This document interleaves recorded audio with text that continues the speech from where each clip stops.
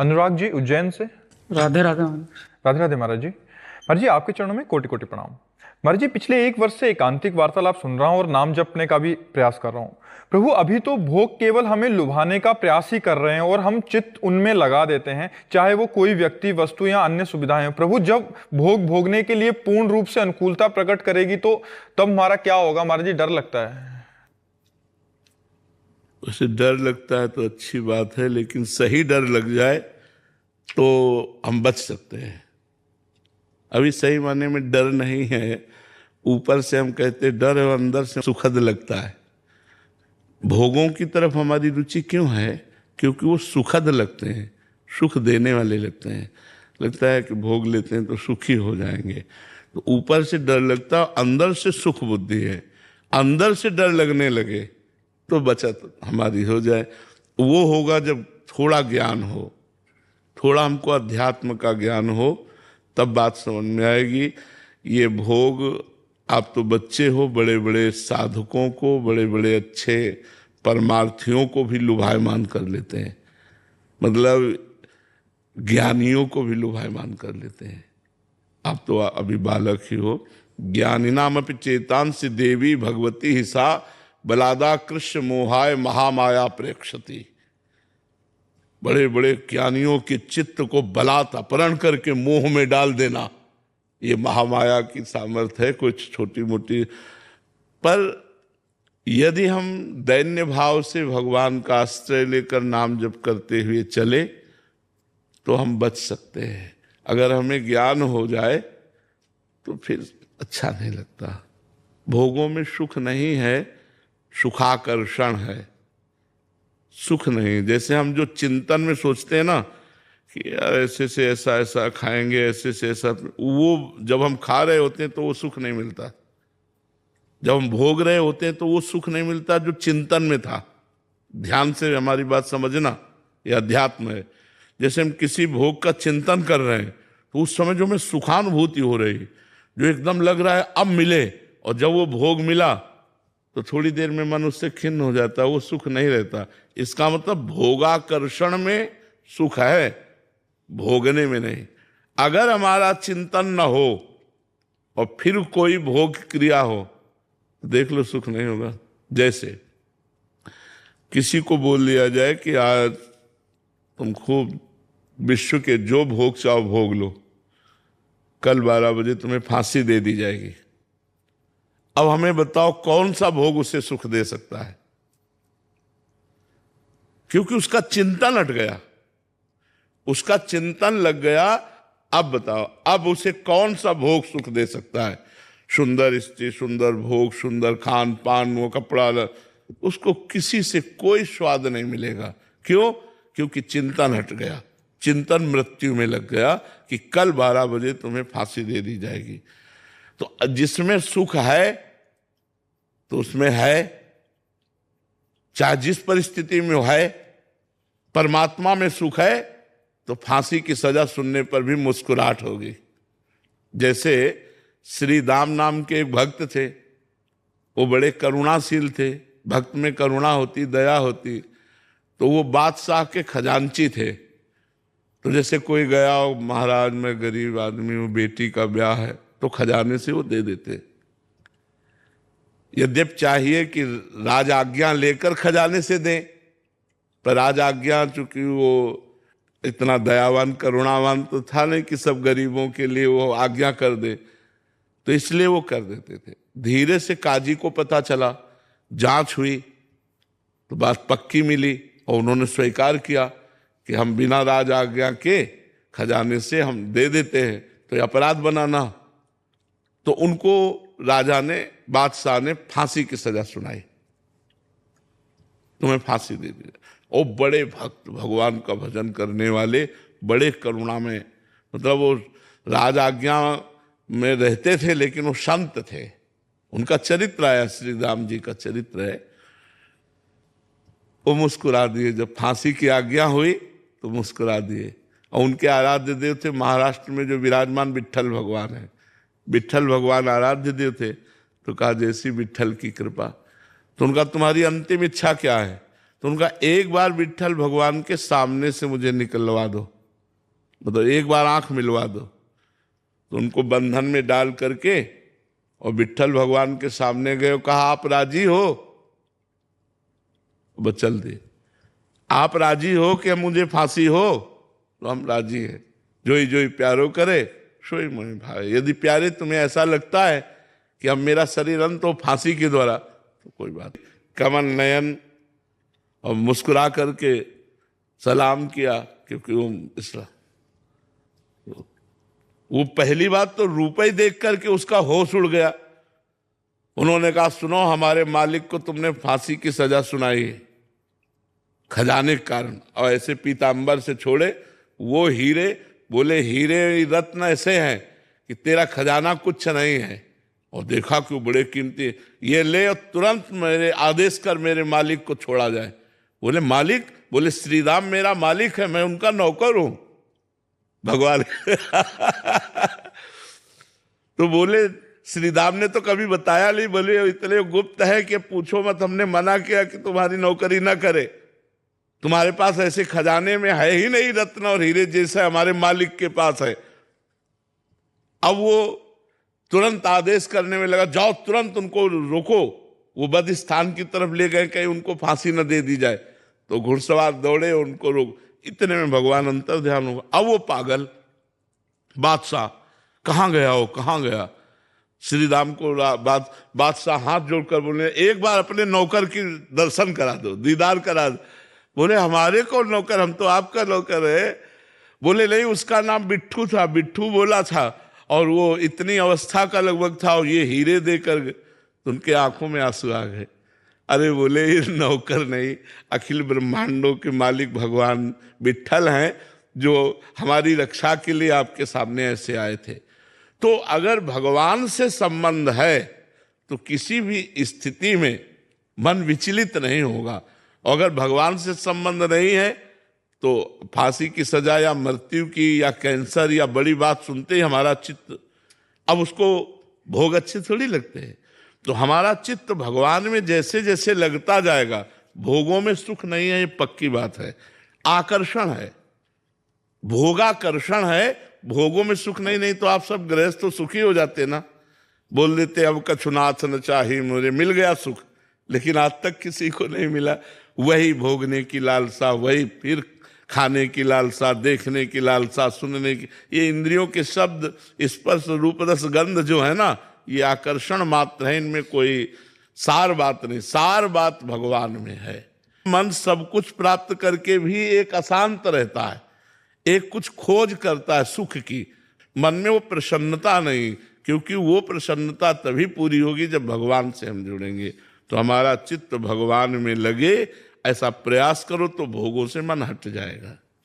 द्वैता भेषी जी, राधे राधे महाराज जी। महाराज जी, ईश्वर स्मरण नाम भजन से अत्यंत रुदन शुरू हो जाता है, एक तड़प सी होती है, असह्य रुदन चालू ही रहता है। रुदन को नियंत्रित करने के लिए नियम से 11 बार दुर्गा सप्तशती शुरू किया है महाराज जी। बट महाराज जी, इसमें कैसे मन अशांत हो जाता है, फिर ईश्वर प्राप्ति का मार्ग ऐसे में? ये बात सही नहीं है, बिल्कुल सही नहीं है, क्योंकि हम उसी मार्ग के प्रतीक हैं। मन अशांत हो जाता है रुदन करने पर। भगवान के नाम पर, भगवान के चिंतन पर जब रुदन आएगा ना, तो मन नाच पड़ेगा, आनंद में डूब जा। नहीं, शब्दों का सारा खेल है।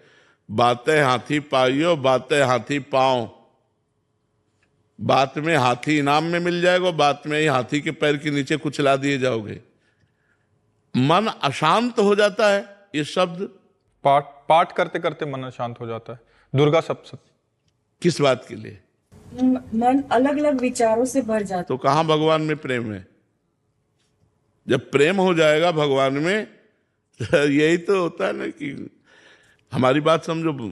अध्यात्म का प्रश्न है, अध्यात्म के उत्तर हैं तो थोड़ा कड़वे लग सकते हैं। हमें हर समय रुदन होता है भगवान के नाम का चिंतन करके, और हमारे विचारों में परिवर्तन होता है, और हमारा मन अशांत रहता है। दोनों बिल्कुल विपरीत से। अभी नाम जप करो, डट के नाम जप करो, और एक मार्ग पकड़ो, एक मार्ग कोई पकड़ो, हम कह रहे माँ को पकड़ो तो माँ को पकड़ो, प्रभु को पकड़ो तो प्रभु, एक को पकड़ो और चलती रहो, और जो अनुभूतियां उन्हें गुप्त रखो, तो आगे आप अध्यात्म में, नहीं तो ये कोई स्थिति थोड़ी है। जब रोना आता है ना भगवान के लिए, रोम रोम पुलकित हो जाता है, मन एकदम आनंद से उन्मत्त हो जाता है। उस दशा को कैसे वर्णन करें? वो कोई साधारण दशा है? गदगद सुर नैना सजल दंपति रस रय भीन, यही व्रत वृंदा विपिन में फिरे प्रेम तल्लीन। जब तो केवल आह भर करके पुकार सकता है और कुछ नहीं बोल सकता, राधा हा प्रियाजू हा कृष्ण हा प्रीतम, बस अशांत। अरे उसको छू ले तो अशांत शांत हो जाए, उसको देख ले तो अशांत शांत हो जाए, इतना वो शांति का स्वरूप हो जाता है जो भगवान के प्रेम में। इसलिए नाम जप करो, शास्त्रों का स्वाध्याय करो, गंभीर रहो, कोई दंभ ना आने पावे। दंभ माने होता दिखावा, कोई दिखावा ना आने पावे तो आपकी भक्ति सही रास्ते में चल पाएगी। अगर भक्ति को दंभ रूपी रोग हो गया तो फिर नष्ट हो जाएगी। दिखावा नहीं होना चाहिए, ये अंतर की गुप्त वस्तु है। अगर हम बनावटी ही रोएं तो भगवान उसे सही मान लेते हैं। एकांत में रोएं, प्रभु हम तब प्रेम के आंसू हैं कि नहीं मुझे पता नहीं, लेकिन आपके लिए हैं। अगर हम बनावटी भी एकांत में रोएं तो भगवान उसे सच्ची मान लेते हैं और कभी हमें सच्चा प्रेम दे देंगे। लेकिन हम ये दिखावा करें कि हम प्रभु के लिए रोते हैं तो फिर बिगड़ जाएगी, फिर भक्ति नहीं आएगी, नाटक रह जाएगा। रश्मि राजपूत जी, औरैया। राधे राधे। राधे राधे महाराज जी। महाराज जी, मैंने आपके श्रीमुख से एक सत्संग में ये सुना था कि साधक को किसी से पैर नहीं छुआने चाहिए, पुण्य नष्ट हो जाते हैं। गुरुदेव, मैं एक शिक्षिका हूँ, जैसे कि मैं विद्यालय जाती हूँ, सभी बच्चे आकर पैर छू लेते हैं। मेरा मना करने के बाद भी कि मैं बोलती हूँ राधे राधे बोलो, बस यही प्रभु की इच्छा है। पर महाराज जी, ऐसी स्थिति में जब वो पैर छू लेते तो मेरा पुण्य नष्ट होगा? नहीं, नेत्रों से तुम उन्हें प्रणाम कर लो। जैसे कोई आके बच्चा पैर छूता है तो तुरंत हे भगवान आप इस रूप में हो, अच्छा राधे राधे, ठीक है।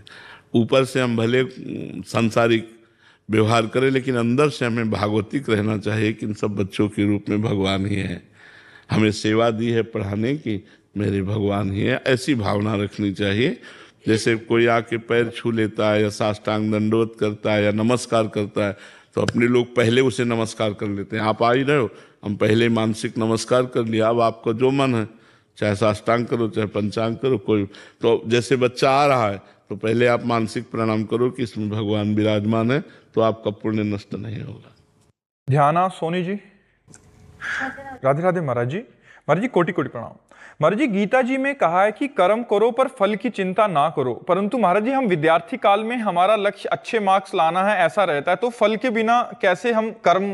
वो बड़ी ऊंची बात है। तो अभी तुम जैसा भाव कर रहे हो ऐसा ही करो। किसका प्रश्न है? ऐसा ही करो कि मैं अच्छी पढ़ाई पढ़ूं और मैं अच्छे नंबर लाऊं, मैं ग्रेजुएट बनूं, ऐसी भावना करो।